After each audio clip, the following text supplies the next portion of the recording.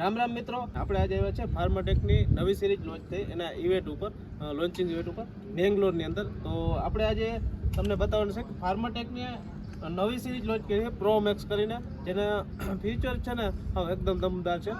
કંપનીવાળાએ ટૂંકમાં ખેડૂતને શું જરૂરત છે, શું જોઈએ છે, એ બધા ફ્યુચર ખેડૂતના રિવ્યૂ લઈ અને પછી આ ટ્રેક્ટરમાં પ્રોપર ટૂંકમાં કામકાજ કરેલું છે. કંપનીવાળાએ લુકવાઇઝ એકદમ પરફેક્ટ બનાવી દીધું કે જૂનો ટ્રેડિશનલ લુક પણ ન જાય અને મોડલિંગમાં પણ આવી જાય.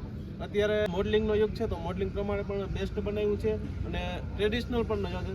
તો આપણે જોઈએ એમાં શું શું ફ્યુચર છે. પહેલાં તો જો આપણે પંપને તમે જોઈ શકો છો કે પાવર સ્ટેરિંગ અને હાઇડ્રોલિકનો પંપ અલગ અલગ કરી દીધો, જેના કારણે કોઈ એક પંપ ખરાબ થાય ને તો બંને પંપમાં તમને મેન્ટેનન્સ ન આવે. એના માટે થઈને મેન્ટેનન્સનું ખૂબ ધ્યાન દીધું છે કે તમારે એક પંપ ખરાબ થાય તો એકને જ મેન્ટેનન્સ આવે. એટલે પછી તમે પાવર સ્ટેરિંગ જોઈ શકો છો. પાવર સ્ટેરિંગમાં ડબલ એક્ટિંગ આપી દીધું તો સિંગલ એક્ટિંગ આવે છે અમુકમાં. અને એક્સેલની તમે વાત કરો ને તો અહીંથી પ્રોટેક્ટ એક્સેલ છે. લગા આપણે શું થાય, એક્સેલ આપણે ગમે સીધી હોય અને નીચે ટૂંકમાં જગ્યા ઓછી હોય. આ ટૂંકમાં ટોટલ એક્સેલ ઊંચેથી આવી પછી અહીંથી આમ બેન ટોટલ એક્સેલ છે, જેના કારણે તમારે સ્પેસ વધી જાય છે. અને આ બાજુ આવશો તો આ છે સેફ્ટી ગાર્ડ, જે હીટ ગાર્ડ આપણે તરીકે આપણે ઓળખી છે કે એન્જિનની જે હીટ નીકળતી હોય ગરમાહટ એ આપણે અહીંયા ડ્રાઈવરની સીટ સુધી ના પહોંચે, એના માટે કંપનીએ આપેલું છે.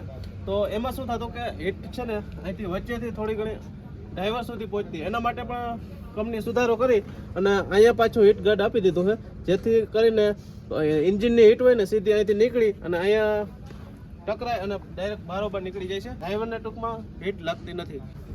આપણે અહીંયા પગ રાખીએ તો આમાં આપણે પગ લપસવાની સંભાવના નથી. આમાં શું સ્પેશિયલ ડિઝાઇન બનાવી દીધી.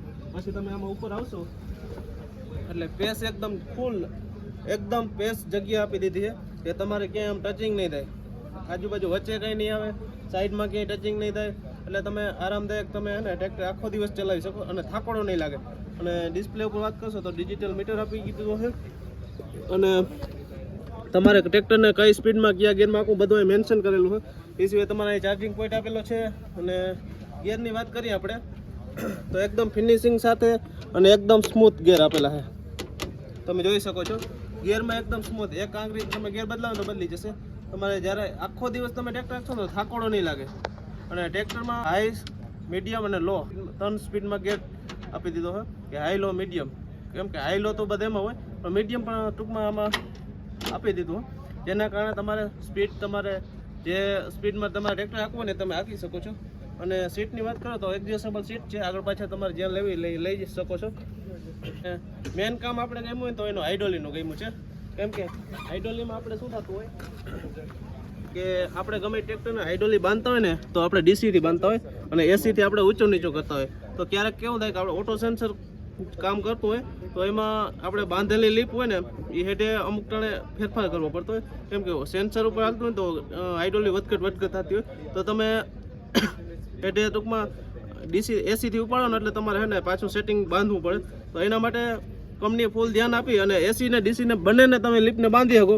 અને એક્સ્ટ્રા એક સ્વિચ આપેલી છે, જેને આમ તમે પ્રેસ કરશો એટલે પાછળથી હાઇડ્રોલિક ઉપડી દઈ જાય અને પાછું આમ કરશો એટલે પાછી હાઇડ્રોલિક બેસી જાય. એટલે ટૂંકમાં આમ સ્વિચ જ તમારે ઊંચા નીચે કરવાની. અને પાછળની સાઈડની આપણે વાત કરશું ને તો ખાપિયામાં જો એકદમ હેવી ખાપી આપી દીધા. અને એમાંય પાછો ઘોડામાં તમે જોઈ શકો આપણે હે ને જૂનવાણી ટ્રેક્ટર હોય ને તો એમાં પિન હે ને નાની હોય તો નાની પિન અને મોટી કોમ્બો સિસ્ટમ આપી દીધું હોય, ડ્યુઅલ કોમ્બો. અને હવે સાઈડની હાકરું જોવો તમે હે ને એકદમ હેવી મટીરિયલમાં નાખી દીધી છે. અને ખાપિયા બાવણાની આપણે વાત કરીએ ને તો આમાં આપણે હે ને બધા ટ્રેક્ટરમાં હે ને એક જ બાજુ હે ને એડજસ્ટેબલ હોય કે તમે એને ખાપિયાને ઊંચા નીચો કરી, આમાં બંનેમાં આપી દીધું, જેથી કરીને આપણે બેયમાં ટૂંકમાં હે ને સેટિંગ કરી શકીએ ઊંચા નીચેનું જેટલું કરવું એટલું. અને ખાપિયામાં આપણે 2 ઓલ આપી દીધા, જેના કારણે તમારે ખાપિયા કદાચ વધારે નીચે કરવો હોય ને તો આ ઓલમાં નાખશો ને એટલે વધારે નીચા રહેશે, જમીનથી થોડાક જ ઊંચા. અને આપણે પાટલો હૂક જે આપણે કહીએ ને એમાં એડજસ્ટેબલ હૂક આપી દીધો, એમાં 6 પોઈન્ટ આપ્યા છે. અને એને આ પાટલાને પાછો ઉથમો કરશો ને એટલે બીજા 6 પોઈન્ટ મળી જશે. એટલે ટોટલ 12 જગ્યાએ ટૂંકમાં તમે ઊંચા નીચો રાખી શકો. અને આપણે ટોપલેનનું આપણે જોશું ને તો ટોપલેનમાં પણ છે ને 4 એડજસ્ટેબલ આપી દીધા કે એમાં છે ને મીડિયમ, નોર્મલ અને હાઈ હાર્ડ 3 એડજસ્ટેબલ છે. એ સેન્સરવાળા છે અને નીચે છે એ ટ્રાન્સપોર્ટ માટેનું છે. કે એમાં તમારે સેન્સર કામ નહીં કે આપણે ઘણી વાર શું થાય આપણે રોટાવેટર માટે એક્સ્ટ્રા આપણે હે ને નાકા ચોંટાડતા હોય તો એ નાકા ચોંટાડવા નહીં પડે કેમ કે આ હે ને એના માટે કંઈ સેન્સર આમાં કામ નહીં કરે એટલે રોટાવેટર કોઈ નુકસાન નહીં. આપણે શું થાય રોટાવેટર સેન્સરને બહુ બગાડતું કેમ કે જીકું મારતું હોય ને તો આ તમારે આ પેનમાં નાખશો ને એટલે સેન્સર તમારે ખરાબ નહીં કરે એટલે તમારે એક્સ્ટ્રા કંઈ કરવાનું નહીં હશે. અને પછી આપણે આ કંટ્રોલ વાલ્વ ઘણા ખેડૂત મિત્રોને કંટ્રોલ વાલ્વ પલટી પ્લાવ ફિટ કરતા હોય બીજા કોઈ ઓજારમાં કે જે હાઇડ્રોલિક વસ્તુ હોય એમાં કંટ્રોલ વાલ્વ બેહાડવો પડતો હોય એક્સ્ટ્રા. તો આ કંપનીવાળાએ શું કર્યું કે કંપની તરફથી જ એ વાલ આપી દીધો હા જેને એડજસ્ટેબલ ટૂંકમાં ઉપર આગળથી જ થશે અને વાલ નળીઓ અહીં જ ચડી જાય એટલે ટૂંકમાં એ પણ તમારે એક્સ્ટ્રા નાખવાની જરૂર નથી. અને મિત્રો કંપનીવાળાએ આપણે આ ફાર્માટેક તમે જોયું હશે તો એનું બોનટ છે ને સાઈડમાં ખુલતું અને વચ્ચેથી ખુલતું. તો આમાં શું કર્યું એ સિંગલ બોનટ બનાવી દીધું હા જો કઈ રીતના અહીંથી પ્રેસ બટન કરશો ને એટલે ખુલી જશે સિંગલ. અને ડબલ ડ્યુઅલ જેક આપી દીધા ડબલ જેક બંને બાજુ સપોર્ટ સિંગલ નહીં. અને ફિલ્ટરની વાત કરીએ તો અંદર ફિલ્ટર આપી દીધો અને સિંગલ એર ફિલ્ટર આપ્યું છે એ એક જ ટૂંકમાં એમાં ફિલ્ટર આવે છે સિંગલ ફિલ્ટર. અને એમાં પાછું હોય ને સેન્સર પોઈન્ટ પણ આપી દીધો હોય કદાચ ફિલ્ટરની અંદર રજ કે જામી જાય ધૂળ તો આનો સેન્સર ટૂંકમાં તમને ડિસ્પ્લે ઉપર બતાવશે કે તમારે રજ જામી ગઈ એટલે તમારે અહીંથી પાછું ફિલ્ટર ચોખ્ખું કરી નાખવાનું. ટૂંકમાં આમાં રજ જામે ને તમને ડિસ્પ્લે ઉપર બતાવશે કે વધારે રજ થઈ ગઈ તો એ પણ બહુ સારું કહેવાય. અને પછી આમાં તમે આગળ જોશો ને એટલે LED લેમ્પ આમાં પણ લેમ્પમાં પણ ને ફિનિશિંગનું ધ્યાન રાખ્યું છે અને લેમ્પ પણ થોડાક મોટા કરી દીધા હા. પછી તમે આ બાજુ આવશો ને તો સિલિન્ડરમાં 3 સિલિન્ડર જ આપેલા છે કે જેનાથી ટ્રેક્ટરમાં એવરેજ પણ સારી મળે. અને મેન કામ શું કરવાનું છે કે આપણે જે સુવાસિયામાંથી હવા જતી હોય એર એ ટૂંકમાં ડાયરેક્ટ જતો હોય બધા ટ્રેક્ટરમાં.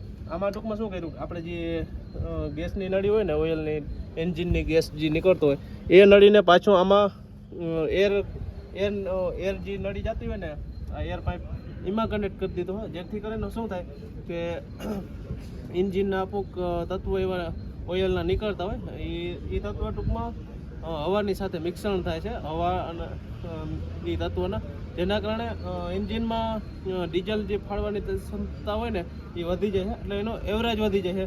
કંપનીનું કહેવું એવું છે 100%માંથી 70% જ હવે ડીઝલ ખાશે. આપણે શું થતું કે આપણે ખબર હોય તો ડીઝલની ટાંકીમાં આપણે ઓઇલ નાખતા હોય અને એ જ ફાયદો ટૂંકમાં આ ગેસથી તમને મળી જશે.